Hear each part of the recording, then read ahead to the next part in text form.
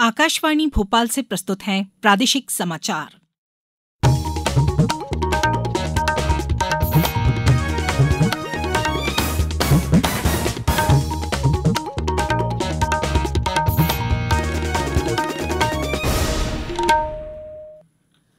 नमस्कार, समाचारों के साथ मिराना शाहिद। पहले इस बुलेटिन के मुख्य समाचार। गुना में कल रात सड़क हादसे में 13 लोगों की मौत। मुख्यमंत्री ने मृतकों के परिजनों व घायलों को सहायता के दिए निर्देश। प्रधानमंत्री नरेंद्र मोदी की अध्यक्षता में नई दिल्ली में आज से शुरू होगा मुख्य सचिवों का राष्ट्रीय सम्मेलन। राजस्व प्रकरणों के निराकरण के लिए बनाई जाए कार्ययोजना, मुख्यमंत्री ने दिए निर्देश। और प्रदेश के कई इलाकों में ठंड के साथ घना कोहरा छाया, रेल और सड़क यातायात प्रभावित। अब समाचार विस्तार से। गुना में एक यात्री बस के डंपर से टकरा जाने के बाद बस में लगी आग से 12 लोग जिंदा जल गए। वहीं डंपर के ड्राइवर की भी मौत हो गई है। प्रशासन ने इस हादसे की पुष्टि करते हुए बताया कि करीब 16 लोग झुलस गए हैं, जिन्हें जिला अस्पताल में भर्ती कराया गया है। पुलिस अधीक्षक विजय कुमार खत्री ने बताया कि यह हादसा बुधवार रात करीब 8:30 बजे जिला मुख्यालय से करीब 7 किलोमीटर दूर हुआ।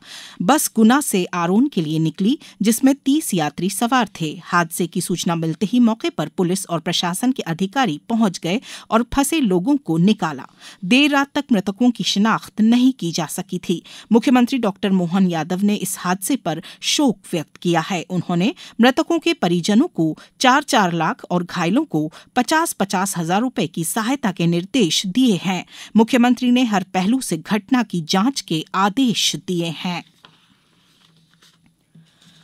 प्रधानमंत्री नरेंद्र मोदी की अध्यक्षता में आज से नई दिल्ली में मुख्य सचिवों का तीसरा राष्ट्रीय सम्मेलन आयोजित किया जा रहा है। प्रधानमंत्री के सहकारी संघवाद के सिद्धांत के दृष्टिकोण से प्रेरित होकर केंद्र और राज्य सरकारों के बीच सहभागी शासन और साझेदारी को प्रोत्साहित करने के लिए यह सम्मेलन आयोजित किया जाता है। 3 दिनों के सम्मेलन में केंद्र सरकार के प्रतिनिधियों, मुख्य सचिवों और सभी राज्यों और केंद्र शासित प्रदेशों के वरिष्ठ अधिकारियों सहित 200 से अधिक लोग भाग ले रहे हैं। यह सम्मेलन कल्याणकारी योजनाओं को ग्रामीण और शहरी आबादी तक पहुंचाने और आम लोगों के जीवन को बेहतर बनाने में सहयोगात्मक कार्रवाई का आधार बनेगा। सम्मेलन में जीवन सुगमता और राज्यों के साथ साझेदारी में विकास एजेंडे के कार्यान्वयन पर मुख्य तौर पर ध्यान केंद्रित किया जाएगा।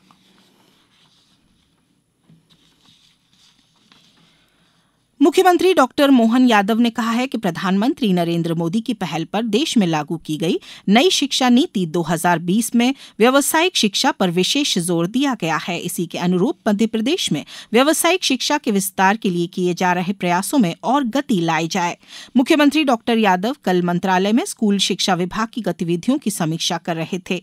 विद्यार्थी द्वारा स्कूली शिक्षा प्राप्त करने के बाद उच्च शिक्षा के लिए प्रवेश लेने के दौरान ही उन्हें व्यावसायिक शिक्षा से जोड़कर रोजगार और स्वरोजगार के लिए प्रेरित किया जाए। इससे संपूर्ण शिक्षा प्रणाली को और सार्थक बनाया जा सकता है। नए सीएम राइज विद्यालयों के लिए चयन में व्यवहारिक आधार पर निर्णय लिया जाए और विद्यालयों के निर्माण में डिजाइन और अन्य सभी व्यवस्थाओं को भी बेहतर तरीके से पूर्ण किया जाए। उन्होंने विभाग द्वारा राज्य शासन की प्राथमिकताओं और संकल्प पत्र के बिंदुओं के अनुरूप कार्ययोजना तैयार कर शीघ्र प्रस्तुत करने के निर्देश दिए। अब समाचारों में वक्त है एक ब्रेक का। ये समाचार आप आकाशवाणी भोपाल से सुन रहे हैं। हमारे समाचारों को अब आप कभी भी और कहीं भी अपनी सुविधा के अनुसार सुन सकते हैं। ये समाचार बुलेटिन YouTube, ट्विटर और फेसबुक पर AIR न्यूज भोपाल पेज पर भी सुने जा सकते हैं। इसके अलावा आप हमारी वेबसाइट newsonair.nic.in पर अथवा AIR न्यूज ऐप पर भी समाचार सुन सकते हैं। ब्रेक के बाद समाचारों में एक बार फिर आपका स्वागत है।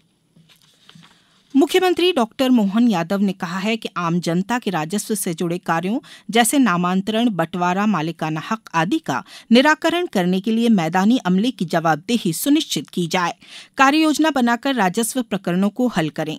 मुख्यमंत्री डॉक्टर यादव कल भोपाल में एक बैठक में राजस्व विभाग के कार्यों गतिविधियों की समीक्षा कर रहे थे। मुख्यमंत्री डॉक्टर यादव ने राजस्व प्रशासन में सूचना प्रौद्योगिकी के अधिकतम प्रयोग के भी अधिकारियों को निर्देश दिए। समीक्षा बैठक बैठक में साइबर तहसील व्यवस्था, संपदा पोर्टल के उपयोग, राजस्व विभाग में आधुनिक तकनीक का इस्तेमाल और राजस्व समस्याओं के स्थल पर निराकरण के संबंध में चर्चा हुई। प्रमुख सचिव राजस्व द्वारा विभाग में किए गए नवाचारों और प्रधानमंत्री नरेंद्र मोदी द्वारा मध्य प्रदेश में राजस्व सुधारों के लिए की गई प्रशंसा से भी अवगत कराया। सेंचुरियन में फ्रीडम ट्रॉफी पहले टेस्ट मैच में भारत के विरुद्ध अपनी पहली पारी में दक्षिण अफ्रीका ने दूसरे दिन का खेल समाप्त होने तक कल 5 विकेट पर 256 रन बना लिए थे। उसे 11 रन की बढ़त मिल गई है। उसकी ओर से डीन एल्गर नाबाद 140 रन बनाकर जमे हुए हैं, जबकि डेविड बेडिंगटन ने अपने करियर के पहले टेस्ट में 56 रन बनाए। भारत की ओर से जसप्रीत बुमराह और मोहम्मद सिराज ने 2-2 विकेट हासिल किए। इससे पहले भारत ने अपनी पहली पारी में 8 विकेट पर 208 रन से आगे खेलना शुरू किया, लेकिन पूरी टीम 245 रन पर आउट हो गई। केएल राहुल ने शतकीय पारी खेलते हुए 101 रन बनाए। दक्षिण अफ्रीका के लिए कगिसो रबाडा ने 5 विकेट लिए। आज तीसरे दिन का खेल दिन में 1:30 बजे से आगे शुरू होगा। इंदौर में कलेक्टर डॉक्टर इलैयाराजा टी की अध्यक्षता में विकास योजना एवं इंदौर मास्टर प्लान की रिव्यू बैठक आयोजित की गई। बैठक में सांवेर विकास क्षेत्र के प्रस्ताव एवं इंदौर मास्टर प्लान पर विस्तृत रूप से चर्चा की गई। कलेक्टर ने इसे सभी क्षेत्रीय जनप्रतिनिधियों के साथ चर्चा कर अंतिम रूप देने के निर्देश दिए हैं। उन्होंने इंदौर मास्टर प्लान के संबंध में निर्देश दिए कि प्लान में वर्गीकृत किए गए क्षेत्रों का भौतिक सत्यापन अवश्य कराया जाए। पिछली योजना की विसंगतियों को दूर कर सड़क की चौड़ाई के अनुरूप मिश्रित भूमि उपयोग योजना बनाए। इस प्रक्रिया में सभी स्थानीय निकायों और हितधारकों को शामिल किया जाना चाहिए। टीएनसीपी के संयुक्त संचालक सुभाशीष बनर्जी ने बताया कि महाकाल लोक के निर्माण से बढ़ रही पर्यटकों की संख्या तथा इंदौर उज्जैन कॉरिडोर को दृष्टिगत रखते हुए सांवेर के नियोजित विकास हेतु सांवेर विकास योजना तैयार की जा रही है। प्रदेश के कई इलाकों में ठंड के साथ घना कोहरा छाया हुआ है। बुधवार को ग्वालियर, चंबल, बुंदेलखंड में घना कोहरा छाया रहा। वहीं खजुराहो और ग्वालियर में विजिबिलिटी 50 मीटर थी। घने कोहरे के कारण दिल्ली की ओर से आने वाली कई ट्रेनें विलंब से चलीं और सड़क यातायात भी प्रभावित रहा। मौसम विभाग ने 30-31 दिसंबर और 1 जनवरी को कई जिलों में बारिश का अनुमान जताया है। इसके बाद नए साल के पहले हफ्ते में तेज ठंड का दौर शुरू हो सकता है। अब कुछ समाचार संक्षेप में।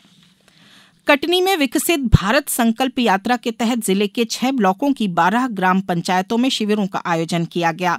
केंद्र शासन की योजनाओं का सभी पात्र हितग्राहियों तक लाभ पहुंचाने आयोजित इन शिविरों में बड़ी संख्या में लोग शामिल हो रहे हैं। विश्व संगीत समागम तानसेन समारोह के अंतिम दिन आज प्रातःकालीन संगीत सभा तानसेन की जन्मस्थली बेहट में प्रातः 10 बजे एवं सायंकालीन संगीत सभा गुजरी महल में शाम 6 बजे से आयोजित होगी। नर्मदापुरम जिले में विकसित भारत संकल्प यात्रा आज नर्मदापुरम सहित अन्य सभी जनपदों सिवनी, मालवा, पिपरिया, केसला, बनखेड़ी, माखननगर और सोहागपुर अंतर्गत ग्राम पंचायतों में यात्रा पहुंचेगी। कलेक्टर एवं जिला दंडाधिकारी डॉक्टर इलैयाराजा टी ने जान माल की सुरक्षा को दृष्टिगत रखते हुए इंदौर जिले में चाइना धागे के क्रय विक्रय, उसे रखने और पतंगबाजी में उपयोग करने पर प्रतिबंध लगाया है। आज इस बुलेटिन में बस इतना ही। दीजिए इजाजत। नमस्कार।